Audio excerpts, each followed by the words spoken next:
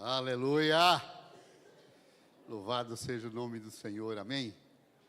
Você pode se assentar e eu peço que você abra a palavra de Deus no livro de Gênesis, capítulo 25,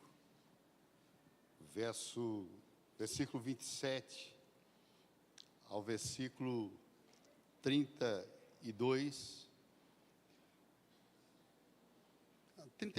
do 27 a 34.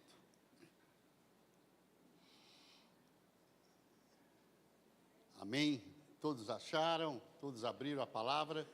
Gênesis capítulo 25, versículo 27 ao versículo 34.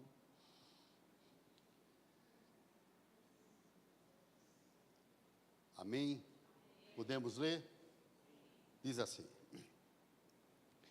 E os meninos cresceram, e Esaú era um caçador habilidoso, um homem do campo. E Jacó era um homem simples, habitando em tendas. E Isaque amou Esaú, porque ele comia da sua caça. Mas Rebeca amou Jacó. E Jacó cozeu o ensopado, e Esaú veio do campo, e ele estava desfalecendo. E Esaú disse a Jacó: Dai-me de comer, rogo-te, desse ensopado vermelho, pois eu estou desfalecendo. Por isso, seu nome foi chamado Edom. E Jacó disse: Vende-me nesse dia a tua primogenitura. E Esaú disse: Eis que estou a ponto de morrer. De que me serve essa primogenitura? E Jacó disse: Jura-me nesse dia. E ele lhe jurou e vendeu sua primogenitura a Jacó. Então Jacó deu a Esaú pão ensopado de lentilhas. E ele comeu e bebeu, e se levantou, e foi pelo seu caminho. Assim Esaú desprezou a sua primogenitura. Pai, no nome de Jesus, me dá graça para ministrar aquilo que Tu tens em primeiro ministrado à minha vida, Senhor. Eu não posso falar daquilo que eu não vivo, eu não posso falar daquilo que eu não pratico, Senhor. Então, Senhor, que essa palavra ministre em especial o coração da Tua igreja, Senhor. A começar pela liderança, a começar por aqueles que congregam e aqueles que nos visitam nessa manhã e nos assistem pelo nosso canal de YouTube, Senhor. Que a manifestação do Teu Espírito esteja entre nós, no nome de Jesus. Amém. Não perca o eterno por necessidade momentânea.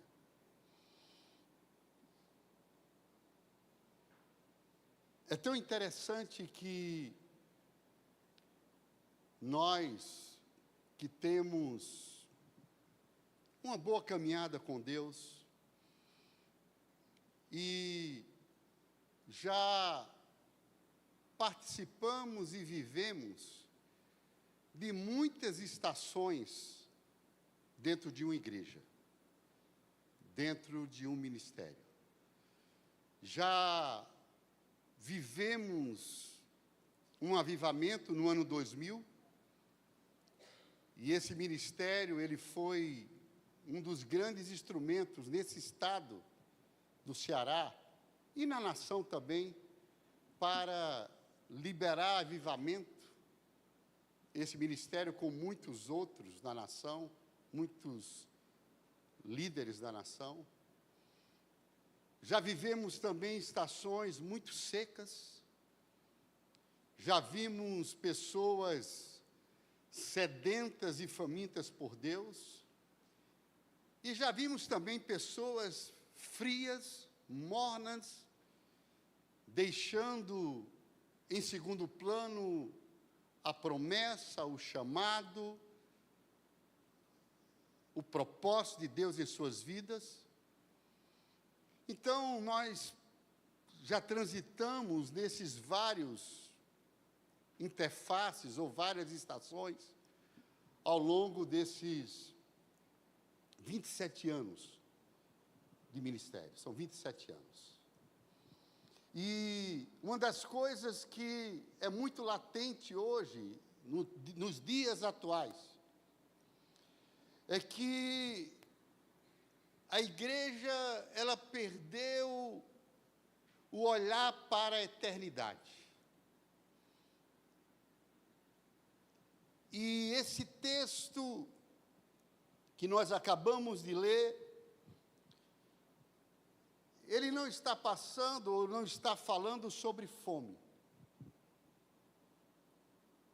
Está falando sobre valor. É tão interessante que aqui há dois personagens, Esaú e Jacó. E Esaú, ele coloca a sua necessidade acima da promessa de Deus. O direito de primogenitura. A necessidade que Esaú vivenciou.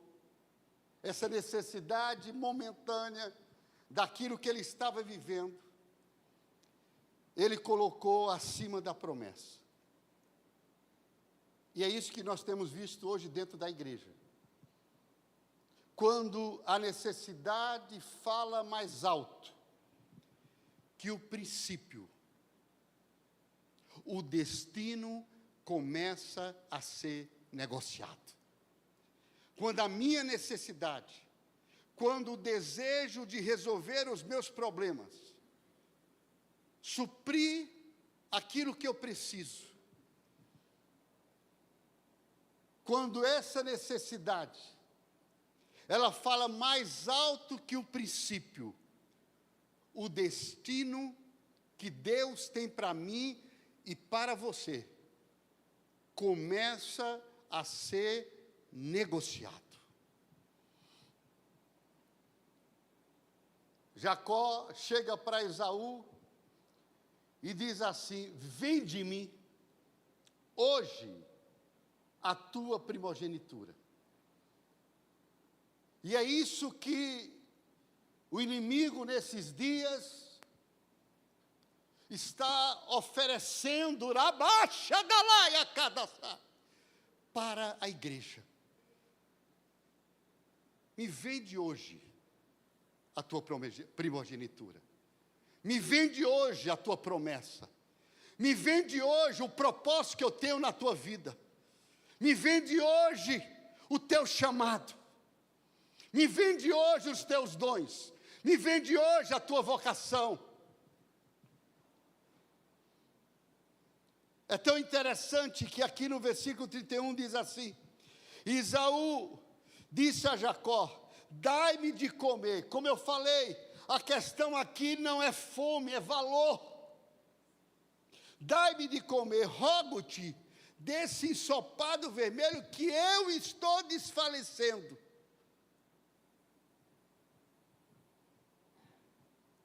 O teste, queridos, na vida de Esaú, não foi sobre comida.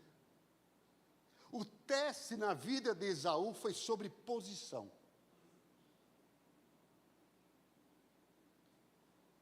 O Diácono Bruno estava ministrando aqui agora há pouco sobre dízimos, e eu comentando com a pastora Amanda, disse, olha, ele falando de profanação, ele nem sabe o que eu vou falar. Mas nós estamos no mesmo espírito, Diácono Bruno, para a glória de Deus. Então o teste não era sobre comida, era sobre posição. É tão interessante que Esaú, ele não foi enganado por Jacó. Ele concordou com a proposta de Jacó. É tão interessante aqui no versículo 33, diz assim: e Jacó disse, jura-me nesse dia. E ele jurou e vendeu sua primogenitura a Jacó. Não foi troca, foi o desprezo de Esaú por aquilo que Deus tinha na vida dele. Foi o desprezo de Esaú pelo chamado. Hoje a gente vê dentro da casa do Senhor líderes se comportando como ovelha, e muitas ovelhas se comportando como líderes.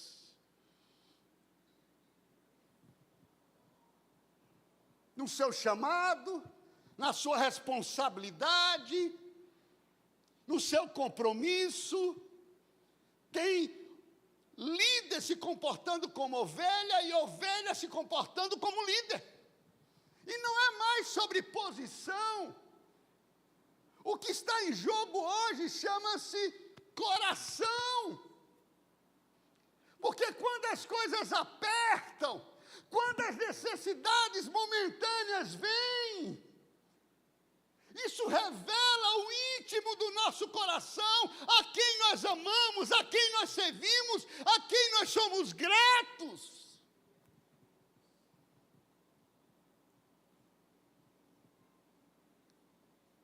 Tem gente que não perde, tem gente que está entregando a sua primogenitura.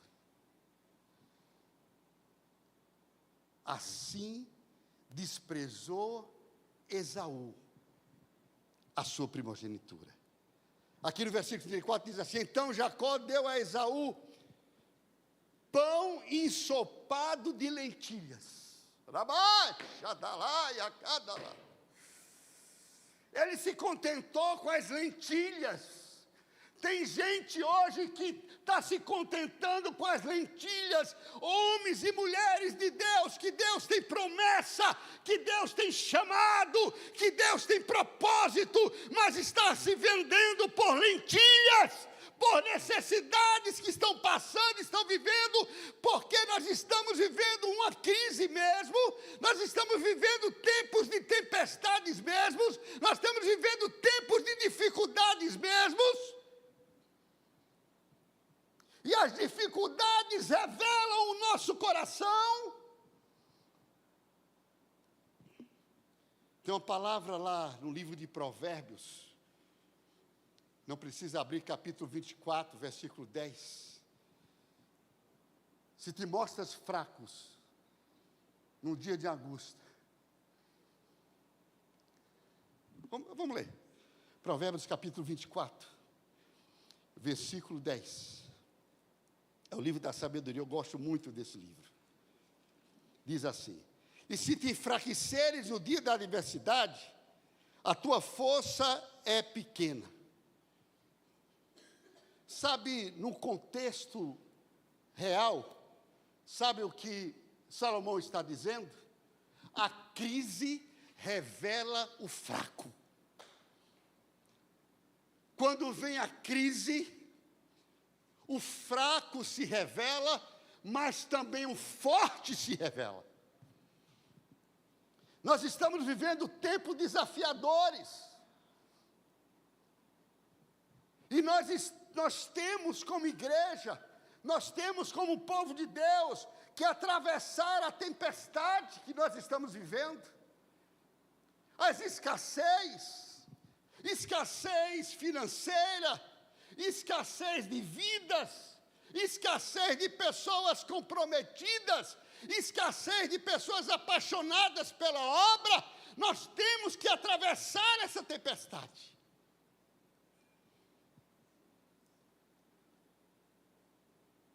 Mas nessa tempestade que a gente tem que atravessar, nós não estamos no mesmo barco.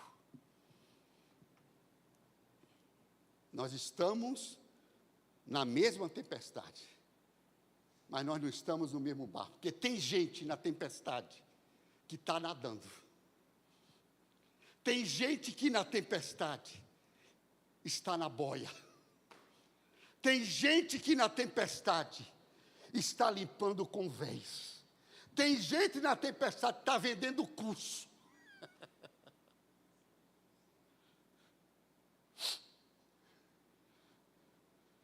Sabe, queridos,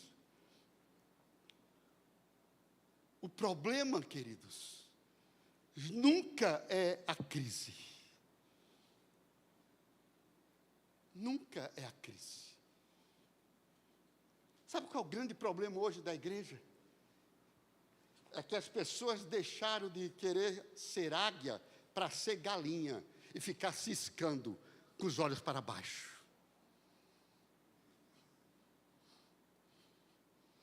Tem muita gente dentro da igreja como galinha, ciscando para baixo. Em vez de ser águia, ter visão. Você quer casar? Se envolva na casa do Senhor. Você quer prosperar? Se envolva na casa do Senhor. Você quer ter coisa? Se envolva na casa do Senhor. Você quer ser um empresário próspero? Você quer ser um profissional próspero? Se envolva na casa do Senhor. Isso é ter visão, queridos. Porque quando nós nos envolvemos na obra de Deus, Deus supre todas as coisas. Deus manda a promessa, Deus manda a vitória. Olha para a tua vida, como você chegou aqui. Mas o grande problema é que o povo quer ser galinha, não quer ser águia.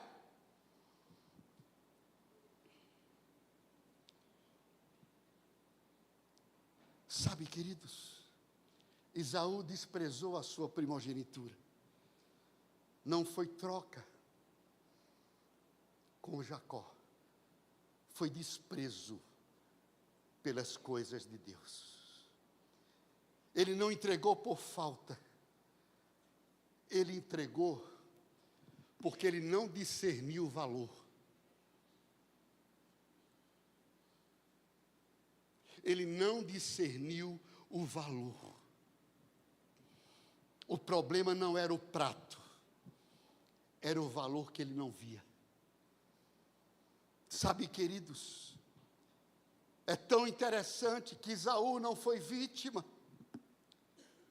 Ele fez uma escolha. Ele fez uma escolha. Lá no livro de Hebreus, eu queria que você abrisse capítulo 12. Hebreus 12.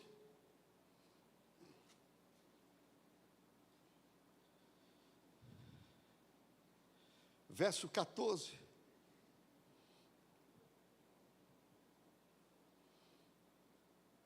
Hebreus 12, verso 14.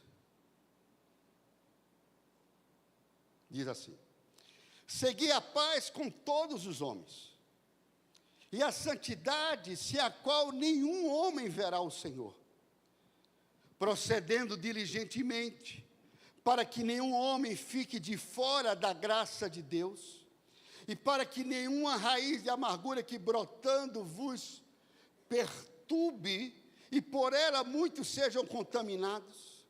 E não haja algum fornicário ou pessoa profana como Esaú. Vou repetir mais uma vez. E não haja algum fornicário ou pessoa profana como Esaú, que por um bocado de alimento vendeu o seu direito de primogenitura. Porque bem sabeis que posteriormente, querendo ele ainda herdar a bênção, foi rejeitado, porque não achou espaço para arrependimento, embora tivesse buscado cuidadosamente entre lágrimas.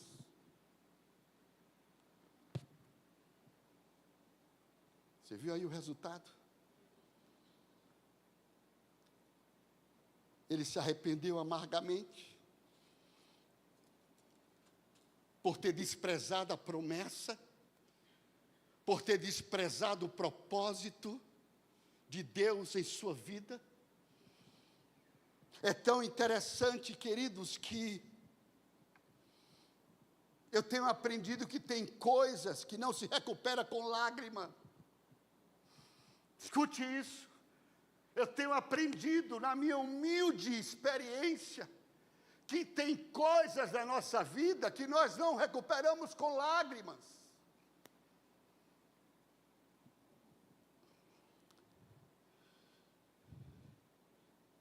Porque foi uma decisão que nós tomamos.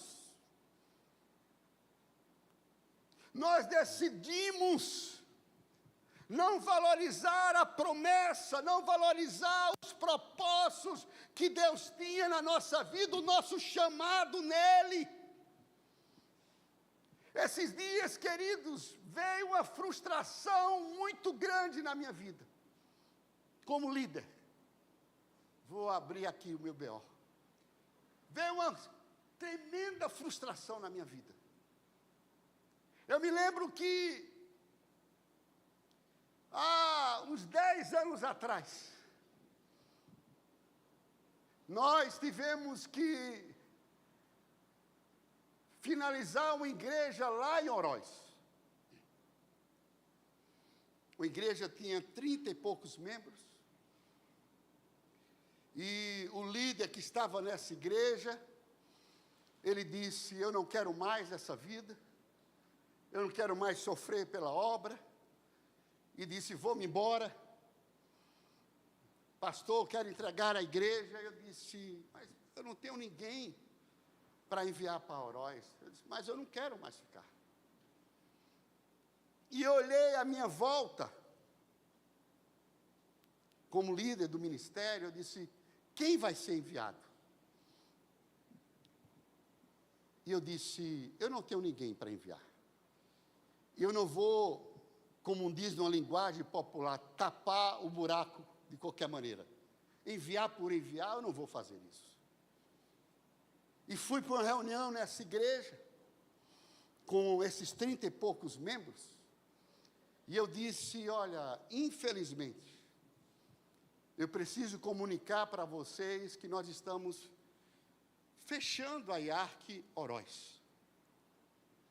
E me lembro como hoje, um dos líderes lá da igreja: pastor, me dê a palavra. E ele disse assim para mim: como é que um ministério como esse não tem um líder para enviar para uma igreja? Que ministério é esse? E eu, extremamente envergonhado, em sentido completamente humilhado, eu disse: eu não tenho. Eu não tenho, preciso ser sincero.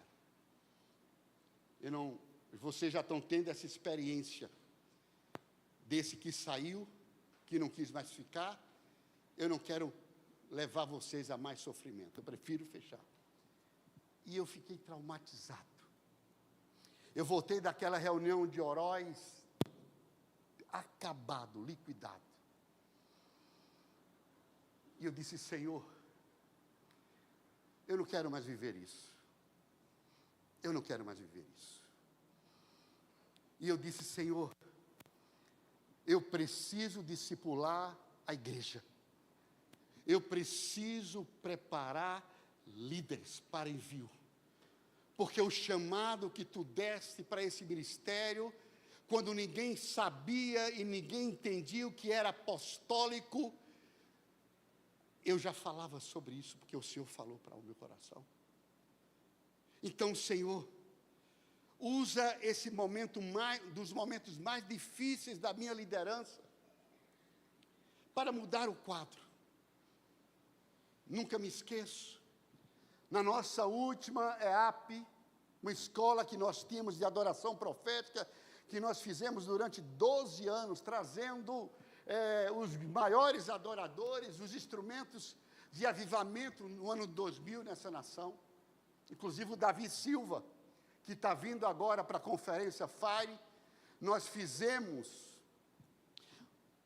Resgatai a Noiva, aqui no Oásis, com ele, fizemos 3 conferências com ele e o Matia, que é um apóstolo, que foi usado juntamente com o Dan para avivamento aqui nessa nação. E na última EAP veio o pastor Cirilo aqui. E eu conversando com o pastor Cirilo, e eu expressei para ele a minha vergonha, indignação com esse fato. Eu disse: o senhor tem falado comigo que esse ministério sempre foi um ministério que é apaixonado pelo Senhor, aqui a adoração sempre foi muito forte, a presença de Deus sempre foi muito forte na Reconstruir, mas eu sinto no meu espírito que nós precisamos discipular a igreja. Foi quando o Senhor, o pastor Cirilo chegou para mim e disse: olha, Pedro, eu recebi um material muito precioso, há anos atrás, de pastores americanos, e eu olhava para esse material e dizia: por que eu recebi isso? E eu nunca me esqueço, dentro do carro, aqui no estacionamento da igreja, ele disse assim: pastor Pedro, Deus mandou te dar esse material, que esse material é um material de discipulado poderoso. Foi quando o Senhor me deu a visão de implantarmos o FDR, formando discípulos reconstrutores. E o Senhor disse: você não vai trazer mais ninguém de fora, você vai discipular a igreja. Eu fiz, nesses últimos 12 anos, mais de 20 seminários dentro dessa igreja, eu ministrando, discipulando a igreja. Investimos em livros, 5 livros, para discipular a igreja. Passamos quase 8 anos dando FDR aqui. Depois levamos para todas as nossas igrejas. O que é que eu me deparo hoje? A mesma situação que eu vivi há 12 anos atrás. Ninguém quer mais fazer a obra, ninguém quer mais ir, ninguém quer mais sofrer por amor ao Senhor. Por quê? Porque perderam a visão do eterno por necessidade momentânea. E eu entrei em crise ministerial. Como é que pode, depois de todo investimento, depois de tantos anos de FDR, depois de tantos livros editados, feito para as gráficas, eu tenho aqui, se brincar, uns 500 livros guardados, discipulando a igreja, mais de 30 seminários eu dei, e hoje eu me deparo com a mesma situação e circunstância. Ninguém quer mais ir, ninguém quer mais fazer a obra. Por quê? Porque estão olhando para as suas necessidades momentâneas. Eu queria ver, irmãos, aqui hoje nós temos 2 cultos. Eu queria ver que quando aqui se transformar em uma Lagoinha com 8 cultos. Tem líder que só quer vir a um culto, quanto mais com 8.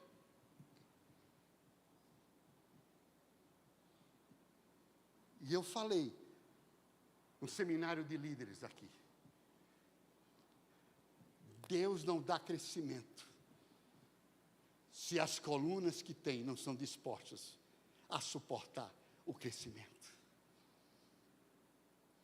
Se eu tenho líderes que não amam a obra, não amam o Senhor, Deus jamais vai me dar crescimento no ministério.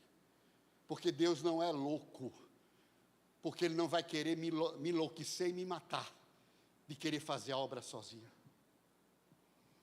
E esses dias vem ecoando no meu espírito. O povo de Deus está desprezando aquilo que é eterno por causa das necessidades momentâneas. Tem gente hoje trocando propósito por pressa. Tem gente hoje trocando posição por alívio. Tem gente hoje trocando herança por um momento.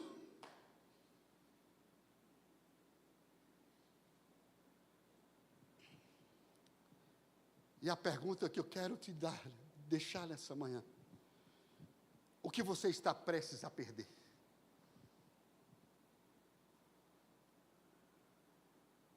O que você está prestes a perder?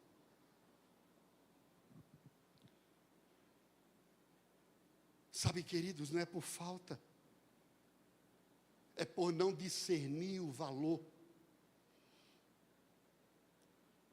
Quando aqui o escritor de Hebreus, e o Bruno falou sobre dízimo, sobre profanação, que lá em Malaquias 1 fala. O escritor de Hebreus chama Esaú de profanador. Ele chama Esaú e diz assim: olha, você ficou fora da graça de Deus. E ele diz assim: para que nenhuma raiz de amargura que brotando vos perturbe, e por ela muitos sejam contaminados, e não haja fornicário. O que é fornicação, queridos? É quando eu me prostituo, é quando eu deixo de buscar a Deus para buscar outros deuses na minha vida. E os deuses hoje são muito lícitos. É o meu trabalho, é a minha casa, são os meus filhos, é a minha vida emocional.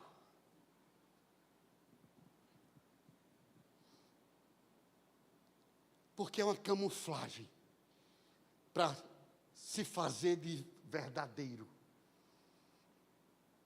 Porque essas coisas, você falando, você diz: não, eu não posso, quem vai me sustentar? Quem vai cuidar dos meus filhos? Quem vai cuidar da minha casa? Quem vai pagar as minhas contas? E você se sustenta nessas coisas. E a palavra de Deus diz: buscai em primeiro lugar o reino de Deus e a sua justiça, e as demais coisas vos serão acrescentadas. Eu quero te dizer, você que está nos assistindo, você que está aqui nessa manhã, tudo que você conquistou na sua vida, quer seja casamento, quer seja bem, quer seja o que for, você conquistou depois que chegou na casa do Senhor.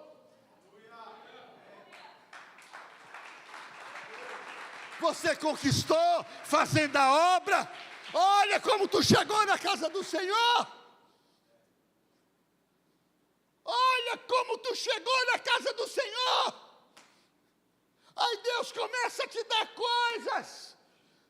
Deus dá vestes novas. Deus dá casa nova. Deus começa a dar uma série de coisas. E você começa a perder a visão da eternidade pelas necessidades que você está vivendo no dia de hoje. Foi assim com Esaú. Ele se vendeu por um prato de lentilha. E diz assim, verso 16: não haja algum fornicário ou pessoa profana como Esaú. Você sabe o que significa profanar, irmãos? Deixa eu dizer para você o que significa profanar. É quem não discerne o que é sagrado. O profano é quem não sabe discernir o que é sagrado.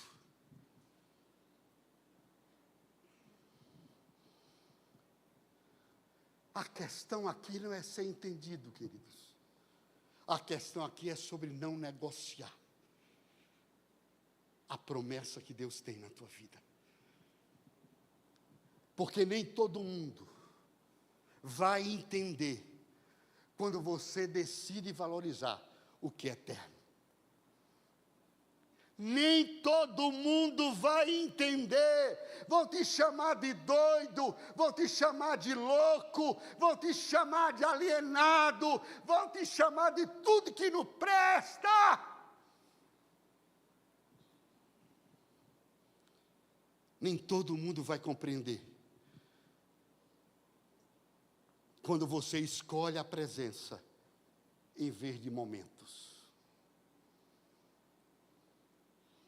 A pastora Nara estava me compartilhando esses dias um jovem aqui, que está envolvido na rede de louvor, que orando, sonhando, um jovem, novo convertido, já envolvido, e pedindo um emprego, e Deus dá o emprego para ele, mas era exatamente dia de FDR e de célula, e ele disse: não negocio.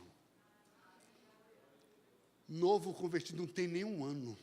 Os velhos estão tudo negociando.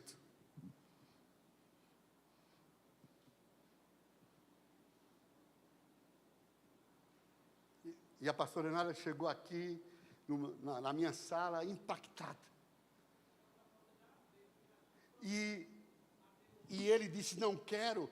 Imediatamente abriu uma porta maior do que essa que ele disse: eu não quero.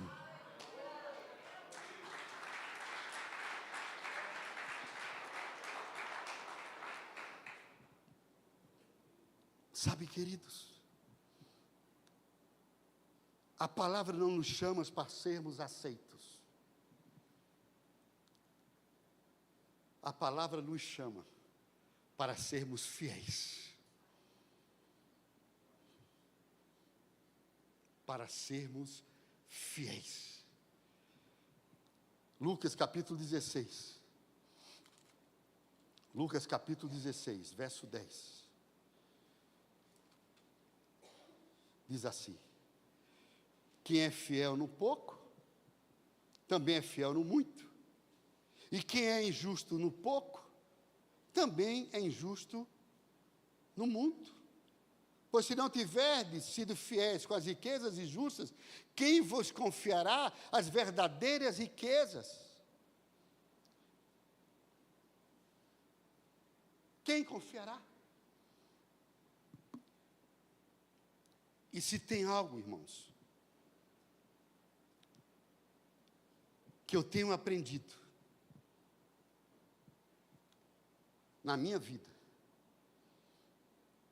é que não vale a pena negociar aquilo que Deus chamou de sagrado. Eu me lembro que um dos sonhos que eu tinha era fazer um curso de psicologia. Era um sonho que eu tinha. Porque eu queria entender algumas coisas que espiritualmente eu não conseguia entender. Algumas situações na minha vida que eu vivi, que eu passei, que eu não encontrei resposta nos homens de Deus, não encontrei respostas no Senhor. E eu quis fazer psicologia. E entrei para fazer psicologia, me envolvi. Um curso que era de 5 anos, eu passei 9 anos. Finalizei, graduei. E antes de finalizar, eu dizia para mim assim: eu vou abrir um consultório. Porque na época de estágio, que eu fiz os estágios lá na Unifor, todos os pacientes que eu veio, Deus, pela misericórdia, me usou tremendamente, e eles foram completamente restaurados. E é proibido falar de psicologia, de Deus em ambiente terapêutico, mas no final, os meus pacientes chegavam para mim e diziam: o senhor tem uma coisa diferente. A mãe dos adolescentes, e eu era obrigado a falar. E aí eu ia para a minha supervisora, minha professora supervisora de estágio, eu dizia, professora Cristiane, ela é espírita. Eu chegava para ela, professora, ela sabia que eu era pastor, eu disse, professora Cristiane, aconteceu isso, isso. Não, meu filho, com Deus não se negocia. E eu disse, eu vou ganhar dinheiro com essa psicologia, para não depender de obra. Porque igreja, uma hora está lá em cima, o povo está doido para dizimar, outra hora o povo não quer nem saber. E eu tenho família, eu tenho filho, eu tenho esposa, e eles já passaram por tantas lutas do meu lado, e a obra vai terminar me sucumbindo. Então eu vou montar um consultório. Comecei a pesquisar lá no Pátio Dom Luiz, comecei a pesquisar no Shopping Aldeota, e a minha professora, orientadora, disse, já começou, olha, vai ser muito bom. Aí fiz um curso preparatório, depois de me formar, de como abrir um consultório, questão administrativa, questão burocrática, questão de todos os formulários que a universidade não te dá. Eu estou pronto. E eu disse, eu vou tirar 2 dias na semana para atender na parte da manhã e outro na parte da tarde. E eu fazendo as contas, né? Eu disse, olha, procurei saber, lógico, né? Um bom psicólogo, né? Quanto é uma terapia, né? Aí eu dizia, R$200. Aí disse, tem uns que cobram até 600 por uma sessão. Eu disse, eu vou fazer meio termo, vou colocar uns R$300. Aí fiz as contas, 40 minutos de atendimento, pela manhã eu atendo 5, à tarde 10 vezes 4 semanas, eu disse, pronto, estou feito. Não vou depender mais de obra. E eu estava orando.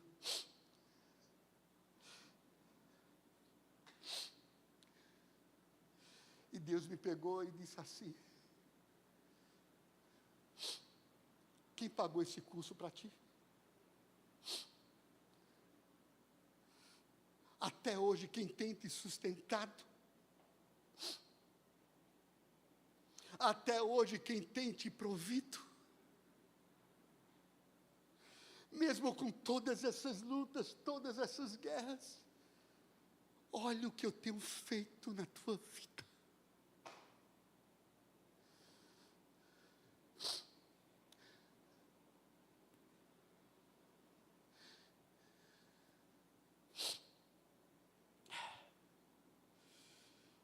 E eu disse, Senhor,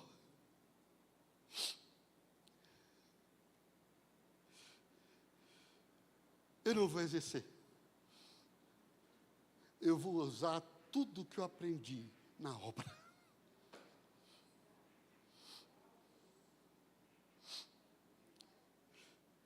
E sabe a minha esperança?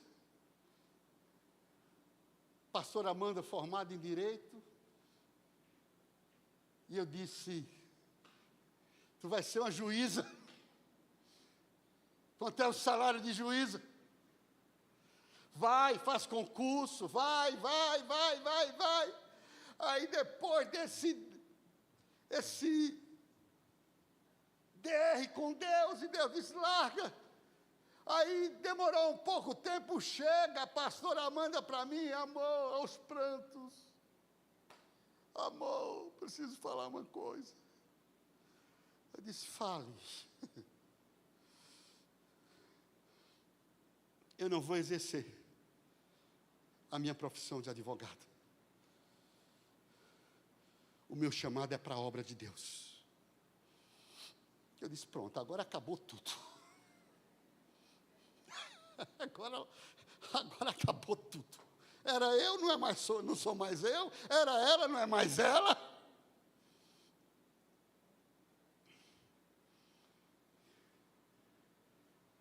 E Deus me fez olhar para o meu futuro.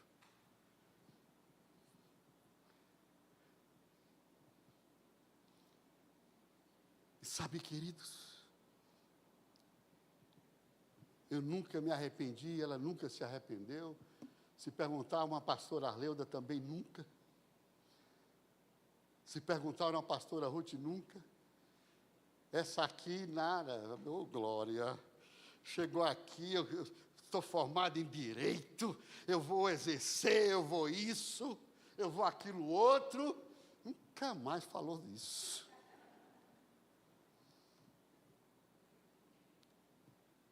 Porque quando nós servimos ao Senhor em a obra, Ele supre.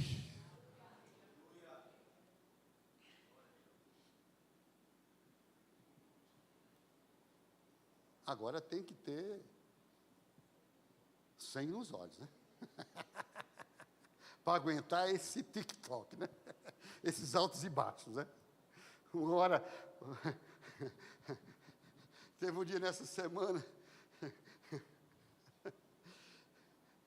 que eu fui comprei um negócio lá para casa, aí a pastora Amanda disse, eita, parece que a gente viveu um dia de rico.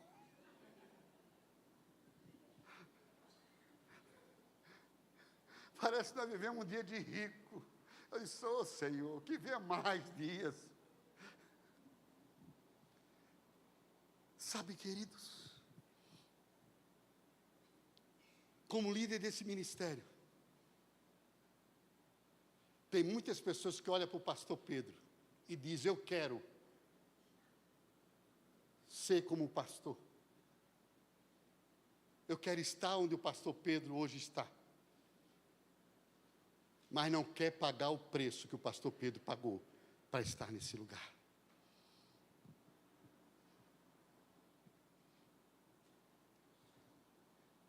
Eu comentava esses dias com a pastora Ruth, quando eu cheguei aqui em Fortaleza, não tinha uma semana que eu não estava nos presídios daqui. Não tinha uma semana que eu não estava, uma semana não, mas sempre eu ia na delegacia de capturas, orar pelos presos lá, hospitais, evangelismo.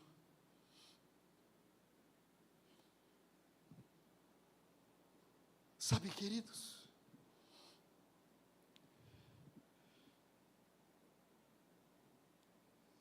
se tem algo que eu tenho aprendido, não vale a pena negociar o que Deus chamou de sagrado.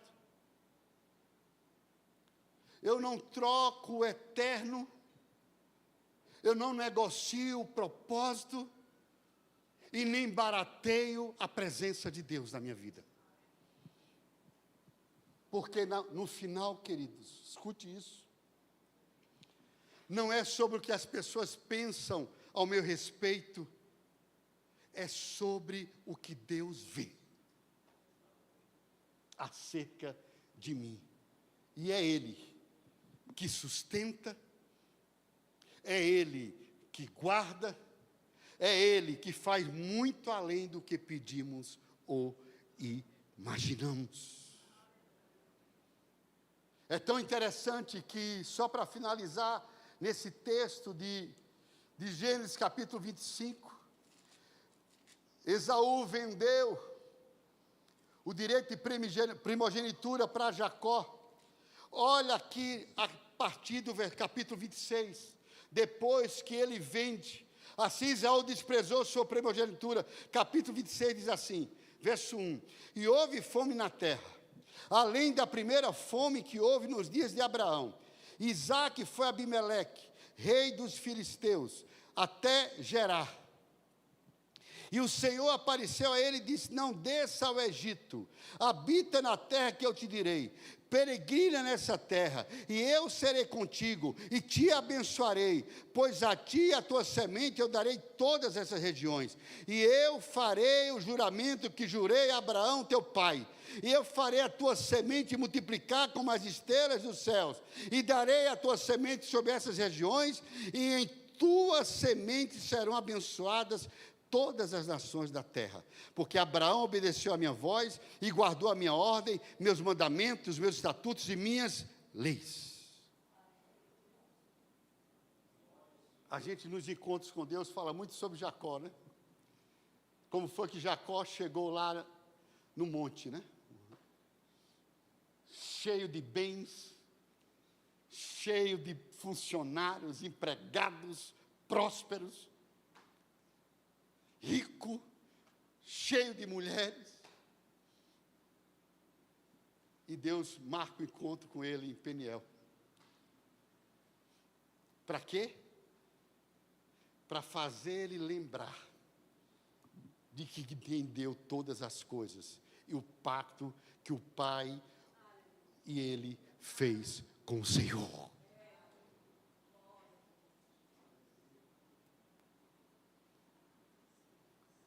Eu quero declarar algo nessa manhã aqui. Eu vou falar isso pelo Espírito de Deus. Tem pessoas nesse ministério que Deus está pedindo coisas. E se você der, aos olhos humanos você diz assim, pronto, agora acabou tudo. E agora? Como é que eu vou ficar? Como é que vai ser?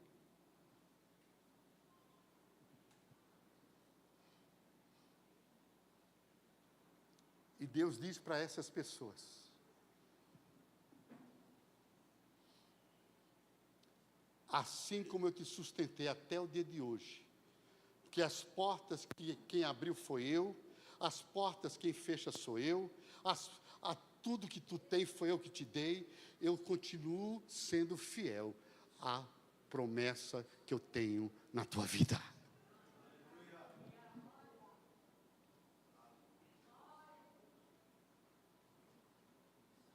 Eu sei que nós estamos vivendo um tempo de fome, de tempestade. Mas eu venho falando isso aqui constantemente.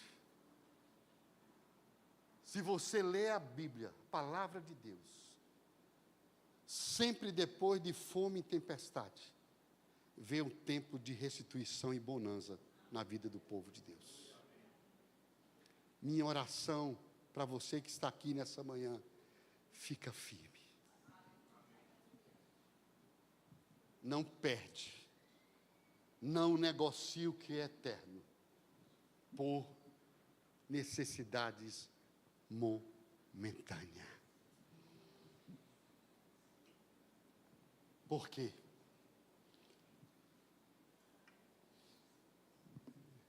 Eu já sei o que é topo e já sei o que é fundo do poço. Eu já vivi essas duas fases da minha vida. Espero que você não precise viver isso. Mas eu vivi o porão do fundo do poço e vivi o topo.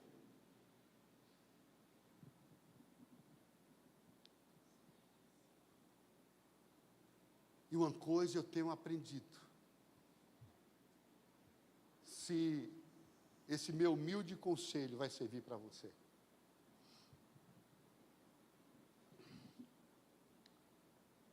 Não perca a visão do que é eterno na tua vida.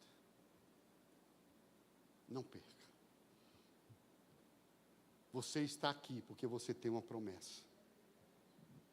O Senhor não te tirou do mundo para você perecer. O Senhor não tirou você do mundo para você viver tempo de escassez. O Senhor tirou você do mundo para herdar a promessa que Ele tem para a sua vida.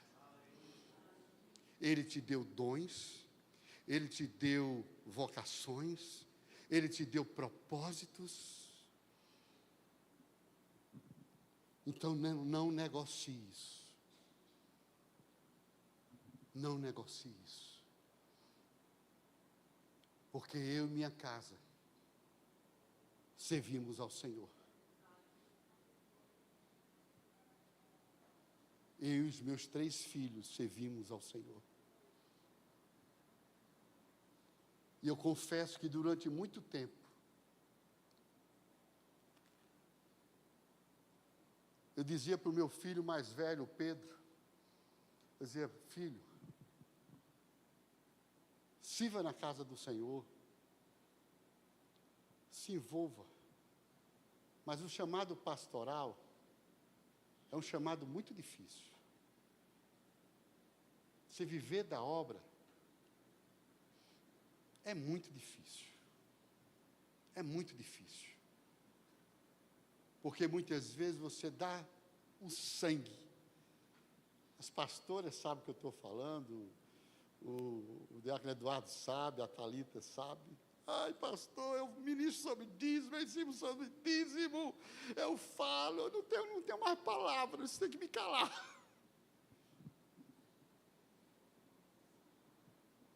E aí, muitas vezes, a pessoa ainda diz, está precisando de alguma coisa? Não, só que você dizime, nada mais do que isso. Nada mais do que isso. Cumpra com o seu propósito. Não quero nada. Honra a Deus. Porque você honra a Deus. Honrando a Deus, vai estar honrando a obra dele. Vai estar honrando os sacerdotes, vai estar honrando aqueles que estão servindo e abdicando dos seus sonhos para cumprir os propósitos de Deus.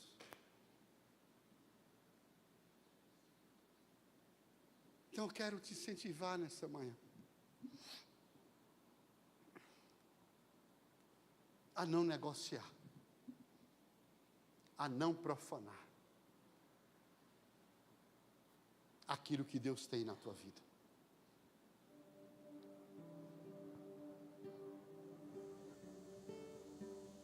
O que eu vejo hoje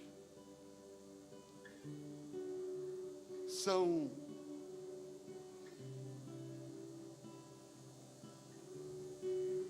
a prosperidade nesse lugar. Esse lugar, irmãos, deixa eu te falar uma coisa. Esse ministério é tão abençoado, é tão próspero.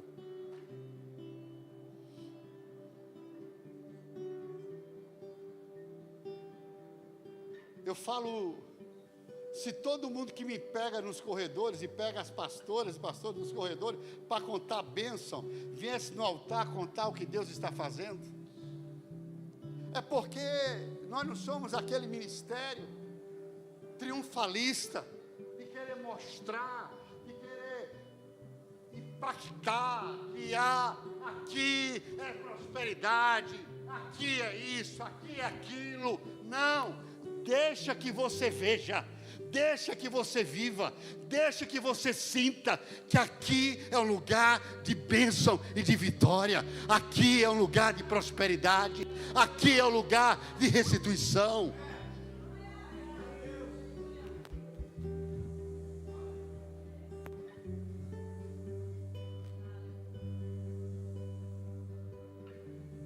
Se alguma coisa você teve que perder ao chegar aqui, é porque esta coisa não serve para você. E o que você, no lugar daquilo que você perdeu, Deus vai restituir e dar 100 vezes mais sobre a tua vida.